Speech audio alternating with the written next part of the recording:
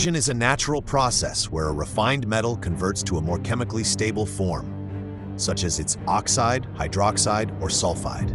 It's essentially the gradual destruction of materials, usually metals, by chemical and/or electrochemical reactions with their environment. Think it as the metal trying to return to its original ore state. This process can significantly impact the strength, appearance, and permeability of materials.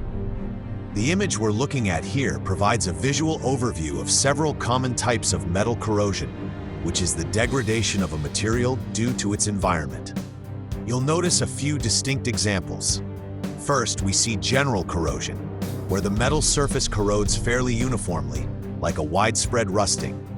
Then there's pitting corrosion, which is more localized, creating small, deep holes or pits in the metal. If you look at areas where parts are joined closely, like a crevice, you might see crevice corrosion, which attacks these confined spaces.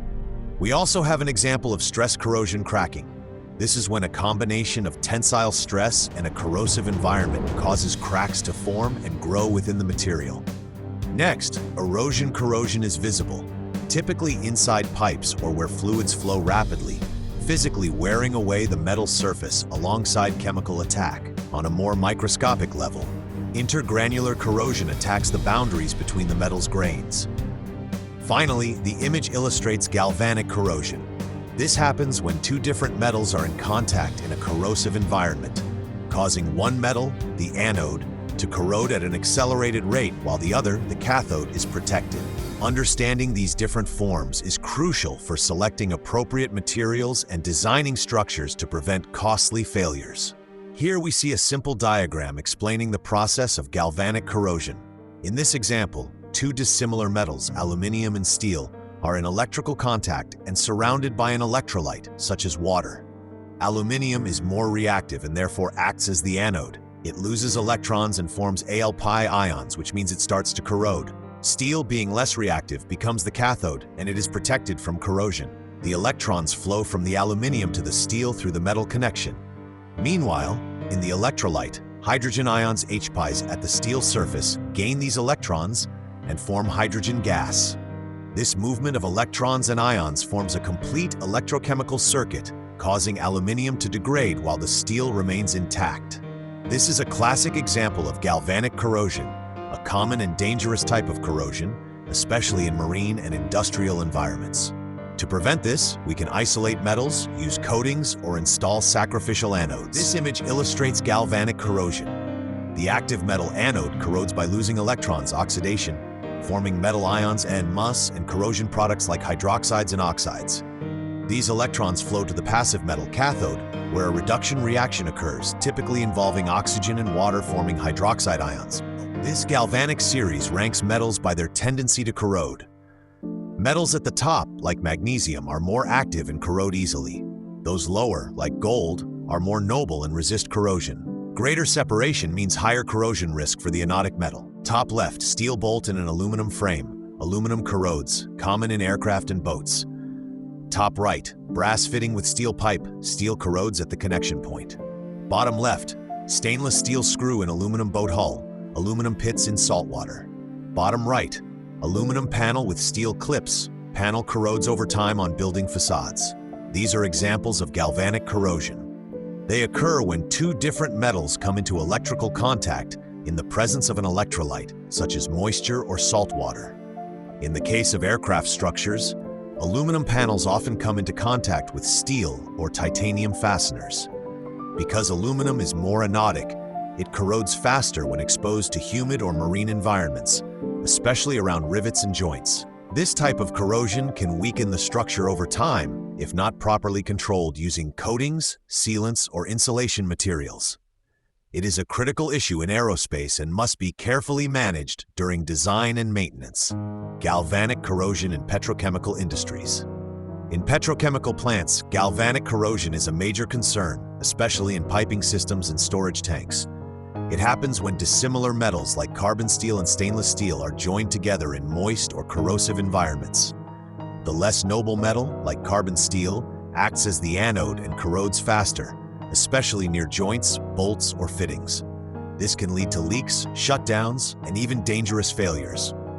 To prevent it, industries use isolation gaskets, protective coatings, and cathodic protection systems. 1. In petrochemical plants, galvanic corrosion often occurs where stainless steel components are connected to carbon steel pipelines, especially in humid or chemically active environments. 2. The presence of conductive fluids, such as processed water, brine, or acidic condensates, accelerates the galvanic reaction between dissimilar metals. 3. Galvanic corrosion can lead to rapid wall thinning, flange leaks, and structural failure of pressure vessels and reactors. 4. Common prevention methods include using dielectric gaskets, non-conductive coatings, and electrically insulating fittings to break the galvanic circuit.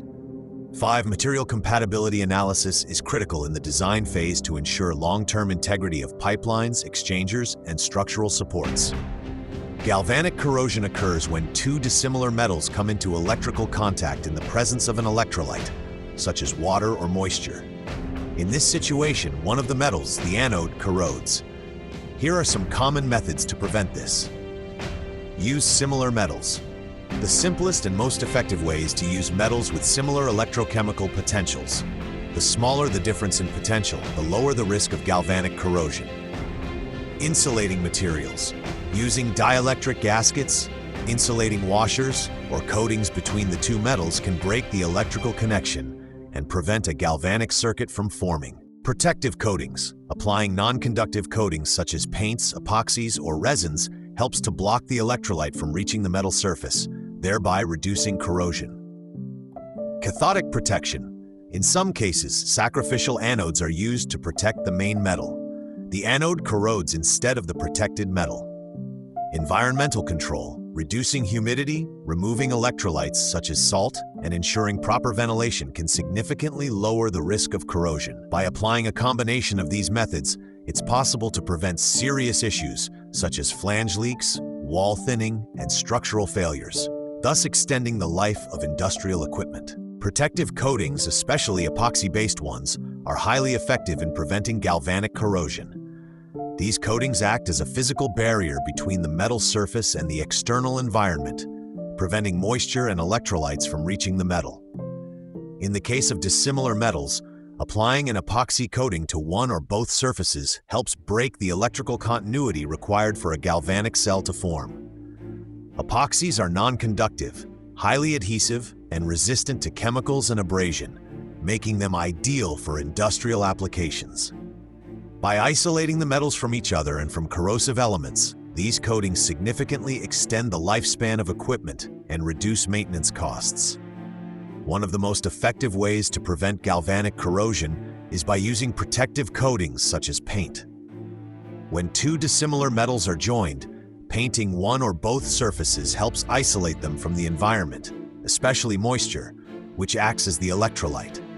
Paint acts as a barrier, preventing electron flow and physical contact between metals.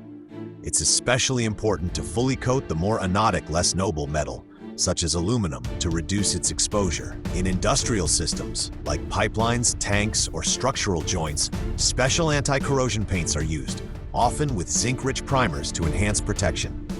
Regular inspection and maintenance of coatings is also essential to ensure long-term protection. In conclusion, galvanic corrosion is a serious challenge in many industries, from aerospace and marine to petrochemical plants.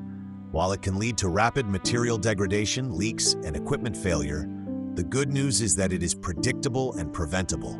With proper material selection, protective coatings like paint, insulation between metals, and regular maintenance, we can significantly reduce the risk. Understanding the electrochemical behavior of metals helps engineers design safer and longer-lasting systems.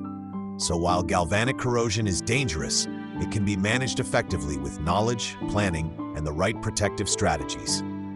Thank you for your attention, and we hope it helped you better understand the causes, effects, and prevention methods of this important type of corrosion. Your time and attention are truly appreciated. Stay curious and stay protected from corrosion.